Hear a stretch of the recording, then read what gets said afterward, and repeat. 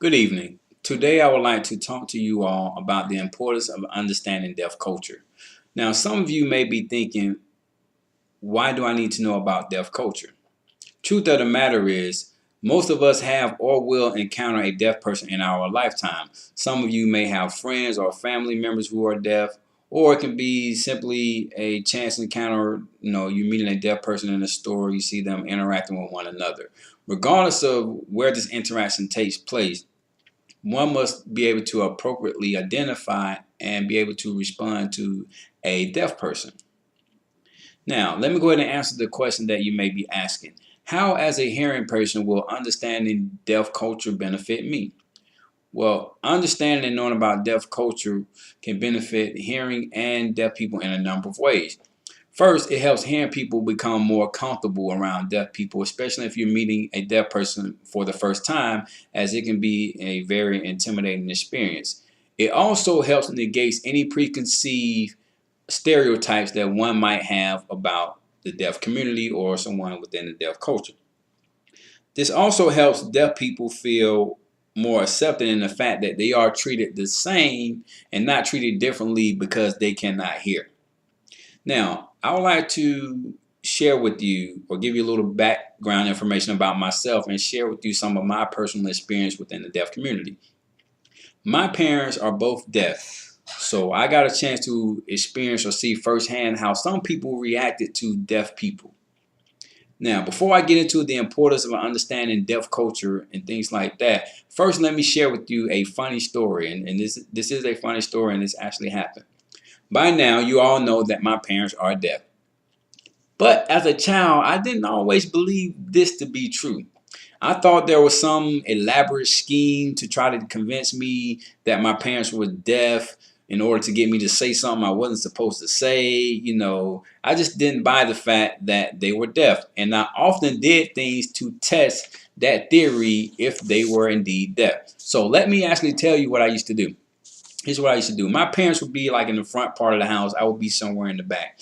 And I used to yell at the top of my lungs. This is what I used to do. I used to go, woo! Now, let me explain that. Back then, I was a huge wrestling fan, and Ric Flair was my favorite wrestler. So if any of you watched wrestling during the Ric Flair era, know what I am about to say next. Ric Flair had this slogan, this saying, and it went like this. He said, to be the man, you have to beat the man. And then he followed that up with, woo! So I used to do that. I would channel my inner Ric Flair for like 5 to 10 minutes, just yelling at the top of my lungs in hopes to get a response from my parents. I got nothing. Nothing happened. Nothing at all. So I said, well, let me try something different. I went into the kitchen, got 2 frying pans, and put them in my room. And I waited for later that night to when I knew my parents would be asleep. And I took the 2 frying pans once I knew they were asleep and went in their room. And I banged the frying pans together like bang, bang. Nothing happened. So the next day, I told my aunt, who can hear, by the way, I told her what I had done to try to get my parents' attention. And she put a butt whooping on me so bad that I'll never forget. So I concluded at that moment that my parents were indeed deaf and there was no elaborate scheme to make me think otherwise. That's a true story, and we actually still laugh about that to this day. So that was actually funny to me. Now, back to deaf culture. It generally comes as a surprise when people hear deaf people refer to themselves as members of a deaf culture. Now, the American deaf culture is a unique linguistic minority that uses ASL, which is American Sign Language, as their mode of communication.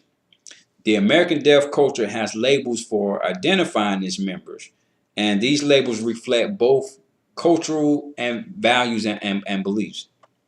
Now, let's talk about the term deaf.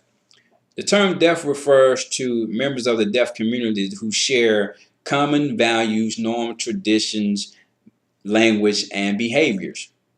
Now, deaf people do not perceive themselves as having lost something. They don't think of themselves as being handicapped, disabled, or impaired. Instead, they celebrate and cherish their culture because it gives them a unique privilege of a shared common language and history. Now, let me go back to the part where I talked about them not thinking themselves as being handicapped. You really have to be careful with this because deaf people don't like to feel pity. They don't want you to say, "Oh, well, let me do that for you. Let me take care of that." They don't like that. So don't do that because deaf people perceive themselves, they look at themselves as being the same as you and I. The only difference is they can't hear. So deaf people, they drive. Now I'm gonna say that again. You might say, "Well, why is he saying that?" Because I have been asked so many times when they find out a deaf person, that they can't hear, to say, "Well, do they drive?" Yes, they drive. They are not deaf blind. They are deaf, so they do drive. Deaf people use telephones, so they, even though it's through an interpreter, they do use telephones. So deaf person can get on the phone, call up Comcast, pay their bill over the phone. They do online banking. They do the same things as you and I. So you can sense their frustration and reason behind it when they have people trying to do things for them. So you can kind of understand that and see why it is important to treat them the same as you would a hearing person. Now, within the deaf culture, there are three terms that's used to refer to a person's audiological status. Those three terms are deaf, hard of hearing, and deafened. Now, the term hard of hearing is extremely important. People who refer to themselves as hard of hearing really don't think of themselves as being members of the deaf culture. Because still their primary language is English. This might just be someone who lost their hearing later on in life due to an accident and wasn't born deaf. So these people are referred to as hard of hearing. Now, some of you have heard the term hearing impaired. Now, the term hearing impaired is often used by the media and society, referring to people with a hearing loss. A more acceptable generic term is either deaf or hard of hearing, because the term hearing impaired is offensive to deaf people, as it implies that they are broken and need to be fixed or something to that nature. So you don't want to use the term hearing impaired when you're talking to a deaf person, because to them it is highly, highly offensive. Now let's take a look at the different cultural values within the hearing culture compared to the deaf culture. The most dominant cultural pattern in the United States is what? It's individualism. Most of us have been raised to look at ourselves as separate individuals who are exclusively responsible for ourselves. There are even phrases out there to support this. How many times have you heard the phrase, do your own thing? Or you've heard the phrases, I did it my way. All of these are associated with a group of people, who are considered individuals. And on the opposite end of the spectrum, you have the most dominant cultural pattern in the deaf community is actually collectivism.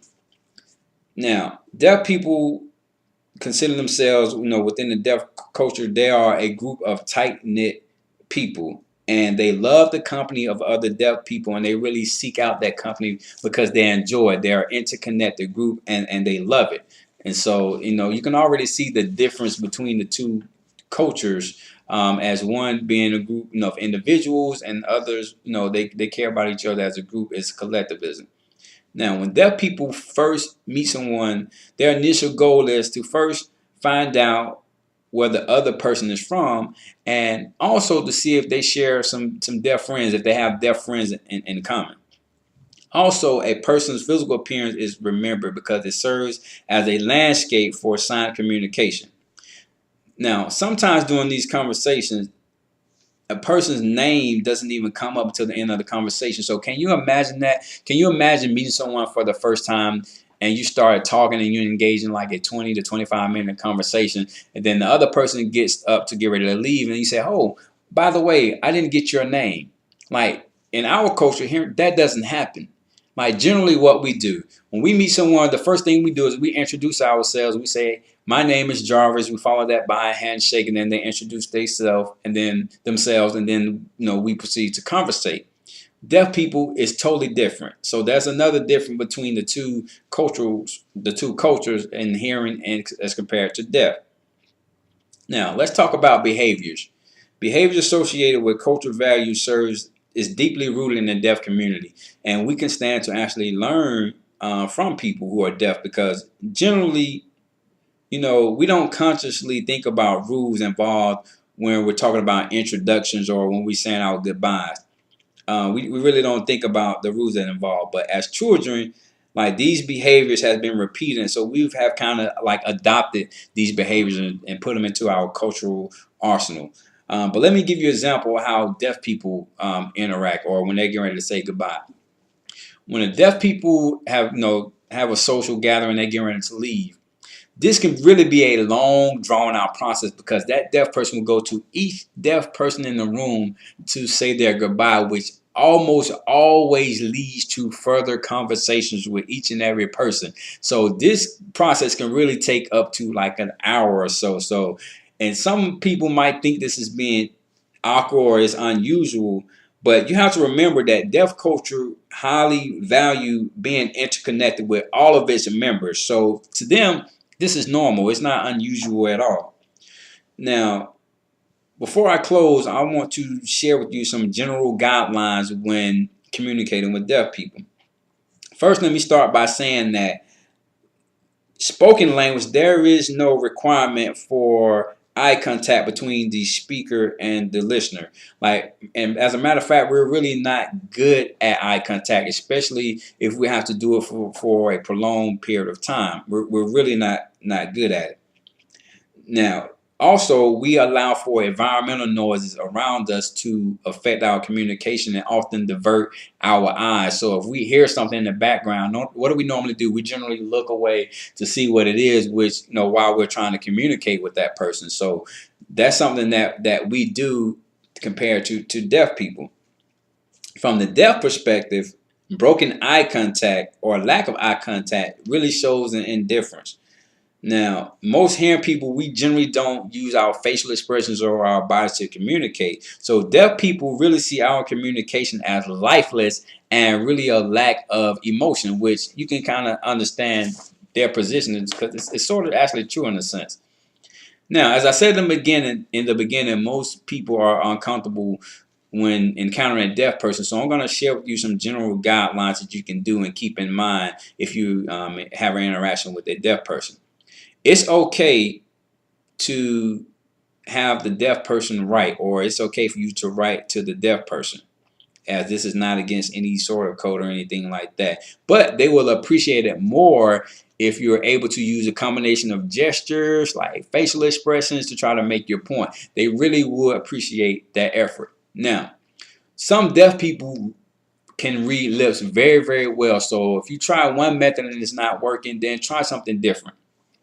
Also, some deaf people try to use their voices to communicate. Now, if you don't understand them, they're trying to use their voice, then it's totally okay to, ask them to write. Like hand them a piece of paper, and and they'll understand and they'll start writing if you can't understand. Now, one thing that is a huge no-no in the deaf culture is you never want to fake understanding a deaf person if they're trying to use their voice. Now, this is a huge no-no. You don't want to do that. If they're trying to use their voice and you don't understand, even though you don't know sign language, deaf people, because they're visual, they understand gestures. So all you have to do, if you just simply shake your head like this, then to them, they understand that is okay.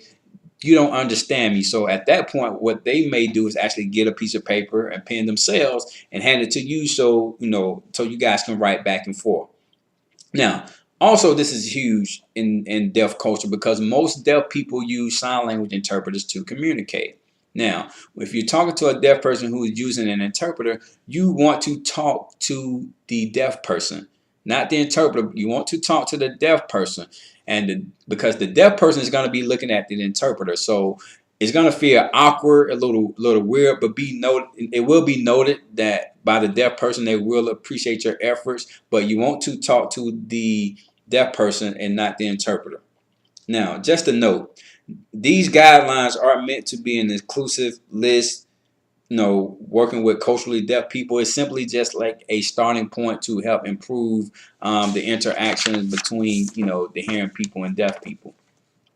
This will conclude my presentation. I hope you all have enjoyed it. I hope you all actually learned something, and Hopefully you're able to put into practice some of what you have learned in this presentation the next time that you do have an interaction with a deaf person. Thank you all for your time. You guys have been great. Thank you and have a good day.